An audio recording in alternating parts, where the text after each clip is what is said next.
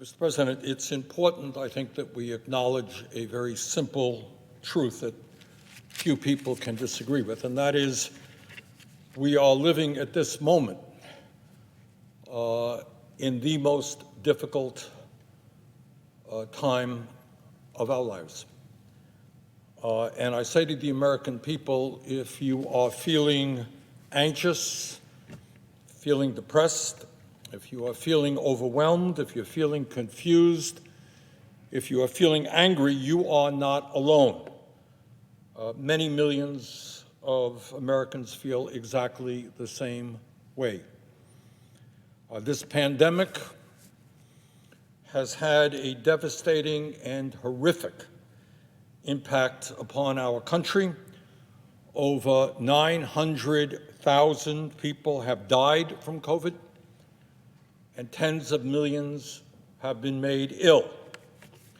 Many thousands of workers have lost their jobs simply because they went about doing their jobs. They had to go to work. They were critical workers, and many thousands died as a result. And in the midst of the pandemic, in an unprecedented way, millions of other workers have chosen to find new employment paths. They've given up their old jobs. But it's not just working people who have been impacted. It has been a terrible time for the young people of our country. The education of our younger generation, from childcare to graduate school, has been severely disrupted in a way that we have never seen in the modern history of this country. But again, it's not just for workers or the children, it is for elderly people. You have senior citizens in this country who have died at alarmingly high rates, but in addition to that, they have been isolated over the last several years because of fear of catching the virus, which means that they can't come in contact with their kids or their grandchildren. They can't get out of the house, and they are hurting as a result. In America today, it is no great secret, it's an issue we're trying to deal with, that mental illness is on the rise, as is drug addiction, alcoholism, and domestic violence. In other words, these are difficult and, in fact, unprecedented times within our lives. But what I want to point out this afternoon is that while the vast majority of people in our country are hurting emotionally, they're hurting economically, these are not difficult times for everybody. That's an important point to be made. In fact, I want to start off with, if I might, some really, really good news. If you are a billionaire in this country or a CEO of a large corporation, for those people, these times have not been bad. They, in fact, have been very, very good. In fact, if you are one of the very richest people in this country, this moment right now has never been better for you than any time in American history. Today, corporate profits are at an all-time high, and CEOs, heads of large corporations, have seen huge increases in their compensation packages. And let me just give you a few examples. Everybody in America is worried about the high price of gas. We drive around, and today gas prices are higher than they were yesterday. But while gas prices are soaring, shock of all shock, oil company profits are now higher than they have been in over 7 years. Gas prices are soaring, and guess what?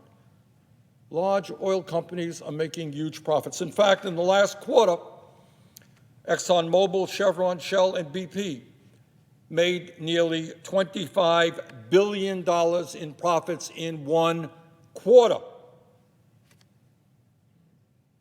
Gas prices soaring, profits of the oil companies soaring as well. But that's not all.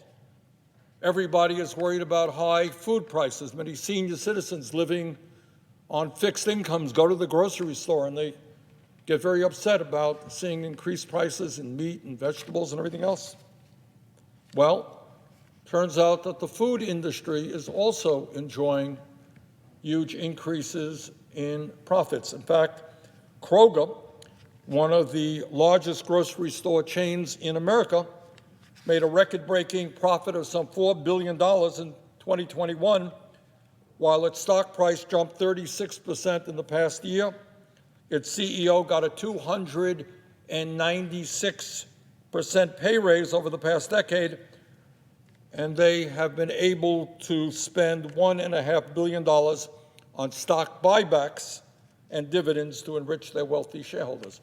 Food prices soaring, and yet company after company in the food industry are making huge profits. For the people on top, the good news is that it is not just that corporate profits have never been better. That's good news. But even better for them is that CEO compensation has never been higher. You know, there was a time way back in the 1950s when I was growing up when CEOs did very, very well. They made 20 times more than their average worker. Well, if you are a CEO, the good news is those days are long gone when you only made 20 times more than your average workers. Today, as I am sure the CEOs of this country know, they are now making 350 times more than what the average worker in America makes. 350 times more. Talk about greed. And by the way, at a time when we pay the highest prices in the world for prescription drugs, the really, really good news is that the CEOs of the top 8 pharmaceutical companies in America made over $350 million in compensation in 2020. Got that? 8 CEOs of the drug companies who charge us the highest prices in the world for prescription drugs made $350 million collectively in compensation. And if that is not good enough news for the billionaire class, let me give you some even better news. Today, the billionaire class owns more income and wealth percentage-wise than at any time in American history. As a result of a massive transfer of wealth, you know, we hear a lot of talk about transfer of wealth. Oh my God, we can't tax the rich and transfer wealth. Terrible, terrible. But there has been, over the last many decades, a huge transfer of wealth. The only problem is it's gone in the wrong direction from working families to the top 1%. And as a result of that, what we have now is that the top 1% owns more wealth than the bottom 92%. Top 1% owns more wealth than the bottom 92%. And rather amazingly, the 2 wealthiest people in America now own more wealth than the bottom 42%. 2 people own more wealth than the bottom 42%. You know, in this country, we pride ourselves in being a country that believes in fairness, that believes in justice, justice for all. It is not fair, it is not just that 2 people now own more wealth than the bottom 42% of the American people. That's wealth, accumulated income. In terms of income, what we earn in a given year, since the Wall Street crash of 2008, the top 1% has earned 45% of all new income created in this country, okay? Got 100 people, guy on top earns 45% of all of that income. You know, Mr. President, every day, as you well know, members of the Senate and the House, they go to the floor to give congratulatory remarks to the Boy Scouts, congratulating them on their anniversary, to the kids who have done well, or the Girl Scouts, or the 4-H clubs, or sports teams. I guess we recently honored Tom Brady for his great football success.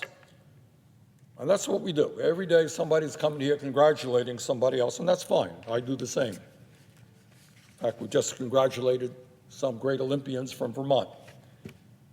But, Mr. President, maybe the time is approaching when we should offer a unanimous resolution congratulating the billionaire class for their enormous success in moving this country into the oligarchic form of society that they have long desired. Maybe we should do a UC on that issue.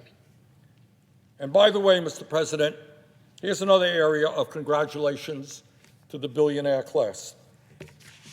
When we speak about oligarchy, we should all understand that we're not just talking about massive levels of income and wealth inequality. We're not just talking about the rich getting richer and the poor getting poorer. We should all understand that never before in American history have so few owned so much. And this issue, the issue of the incredible concentration of ownership in our country, is almost never talked about here in Congress or in the corporate media. And that has a lot to do with the corrupt political system that we operate under, where many members of Congress receive huge campaign contributions from these very same people. But here's an important point to make, and tomorrow, actually, I'll be doing a hearing on this as chairman of the Budget Committee. This is an issue we almost never discussed, and it is of enormous consequence. Today in America, just 3 Wall Street firms, BlackRock, Vanguard, and State Street. I suspect that many Americans have never even heard of these firms. BlackRock, Vanguard, and State Street. 3 firms manage over $21 trillion in assets. $21 trillion in assets. What does that mean? Well, for starters, it means that the amount of money these 3 firms control is more than the gross domestic product, the GDP of the United States of America, the largest economy in the world, and more than 5 times the GDP of Germany. These 3 firms, BlackRock, Vanguard, and State Street, are major shareholders in more than 96% of S&P 500 companies. In other words, what does that mean? It means that they have significant influence over many hundreds of companies that employ millions of American workers. Now, it used to be, way back when, there was a company, Company X, owned by somebody. Nice guy, not a nice guy, good employer, bad employer. There was a person or a group of people who owned a company. That is rapidly changing in the oligarchic world that we are living, where a handful of Wall Street companies have major control over hundreds and hundreds of companies. You know, after the Wall Street crash, Mr. President, of 2008, I recall a lot of discussion about the wealth and the power of the big banks, the giant banks, and whether or not they were too big to fail. Huge amount of discussion. Well, today, these 3 firms, 3 Wall Street firms, are the largest shareholders in some of the biggest banks in America: J.P. Morgan Chase, Wells Fargo, and Citibank. In other words, these banks are also owned by a handful of Wall Street firms. What about transportation? You know, we all get on planes, we go here and there. Well, these three major Wall Street firms, BlackRock, Vanguard, and State Street, they are among the top owners of the four major airlines: United, American, etc. Well, what about health care? What about health care? Who owns the health care industry? Well, together these three Wall Street firms own an average of 20% of the major drug companies. They also own many hundreds of nursing homes, hospitals, and emergency rooms. What about housing? Well, what we're seeing is a handful of Wall Street firms are now the major owners of rental housing in America, at a time, by the way, when the cost of housing and rents are soaring in this country. And maybe, just maybe, if you haven't heard a whole lot about these issues, it might have something to do with the fact that a handful of Wall Street firms control half of the newspapers in America. And I think there is a reality which maybe says it all. And that is, during this terrible, terrible pandemic, when so many people have died and become ill and lost their jobs and missed school and suffered all of the isolation that this pandemic has brought about, 745 billionaires in America became more than $2 trillion richer. And that is, to my mind, the clearest example of the level of corporate greed that we are now experiencing. Desperate workers who live paycheck to paycheck are forced to go to work. They go to work in hospitals, they go to work in public transportation, they go to work in meatpacking plants, bus drivers, whatever they may be. And thousands of them have died on the job, while a handful of billionaires, 745, became more than $2 trillion richer. And when we talk about the growth of oligarchy in America, I talk about it, not a whole lot of other people here do, but when we talk about oligarchy in America, it is not just that the very rich are getting much richer. That's one thing.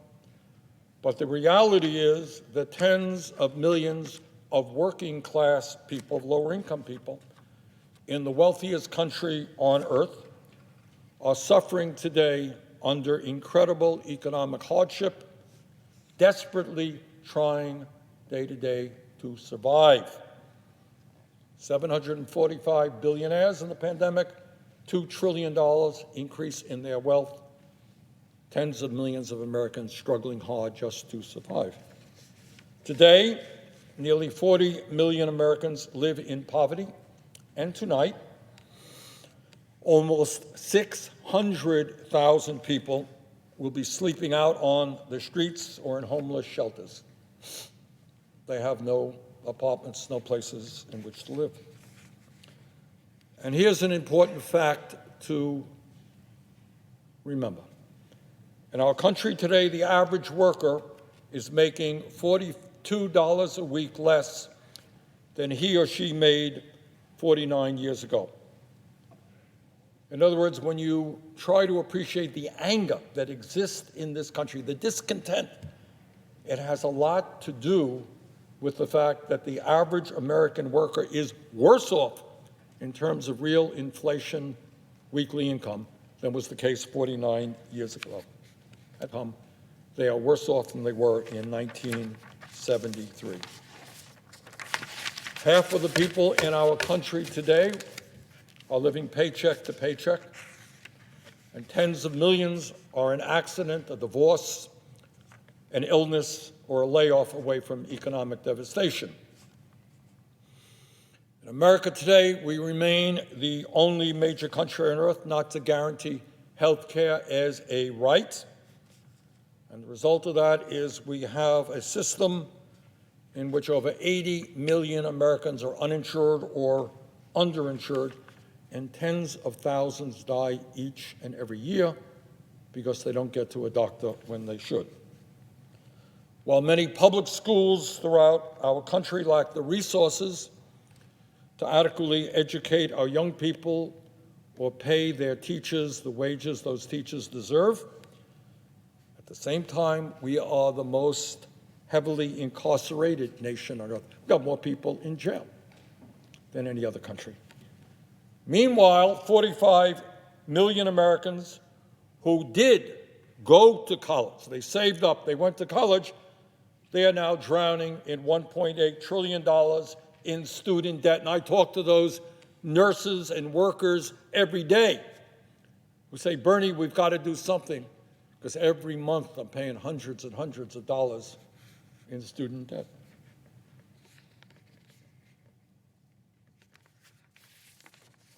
And here is something else that we don't talk about. You know, we have a habit here, I'm afraid, in the Senate and the House, we talk about a lot, but often not the most important things in the country. And that is that I suspect that as part of human nature, every person in America and around the world would like to live long and happy and productive lives. It's pretty basic human nature. But in America today, the very richest people live, on average, 15 years longer than the poorest Americans. So when you talk about income and wealth inequality, it's not just like, oh, this guy has a nice house, and this person doesn't have a nice house, big car, no car. That's one thing. If you are poor in America, you are dying at a significantly younger age than if you are wealthy.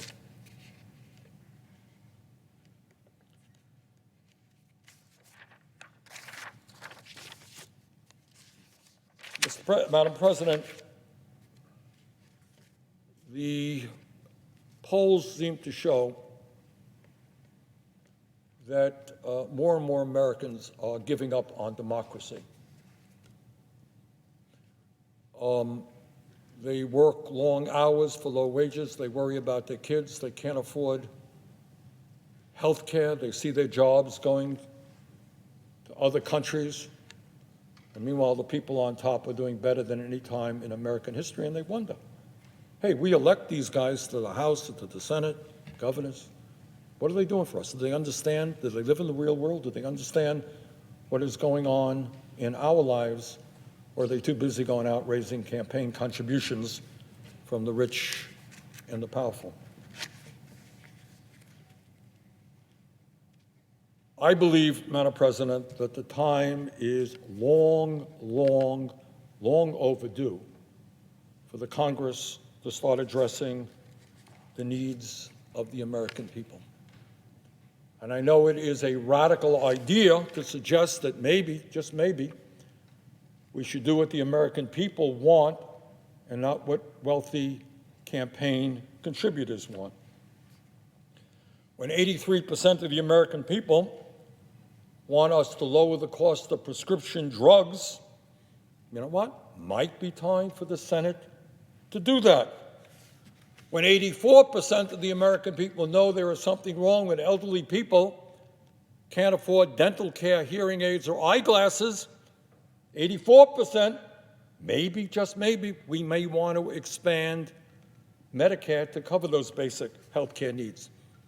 When overwhelming numbers of the American people know that it is beyond absurd that some billionaires and large profitable corporations don't pay a nickel in federal income tax, maybe, just maybe, we might want to change our tax system so that the rich and the powerful start paying their fair share of taxes. When 76% of the American people understand that our home health care system is a disaster, that many elderly people and disabled people would rather stay home rather than be forced into a nursing home, maybe we should expand home health care. When we remain the only major country on earth not to have paid family and medical leave, the only major country on earth, maybe it's time that the Congress passed Paid Family and Medical Leave Act. When we have a dysfunctional child care system in which in my state, not different around the country, working parents are paying 25%, 30% of their income for child care so they can go to work, maybe we should reform our child care and pre-K system so that it is affordable to all parents in this country. And maybe, I know this is another radical idea, piece in the paper today about the impact of climate change. Sea level is going to rise by a foot in the next few decades. We're looking at drought, floods, extreme weather disturbance. Here's a really radical idea, Madam President. Maybe at a time when the scientists tell us that it is questionable in terms of the kind of planet we're going to leave our kids and future generations, whether or not it is going to be habitable or livable. I know it's a radical idea. A lot of fossil fuel money coming into this place. But maybe, just maybe, we stand up to the fossil fuel industry and tell them their short-term profits are not more important than the future of this planet. So, Madam President, we have a lot of work to do. I'm not sure that we will do it. I'm not sure that members of Congress have the willingness or the courage to stand up to the powerful special interests who control the economic and political life of this country. But this I will say, if we do not do that, in terms of the economy, in terms of climate, in terms of health care, in terms of education, future generations will look back at this Congress and say, where were you?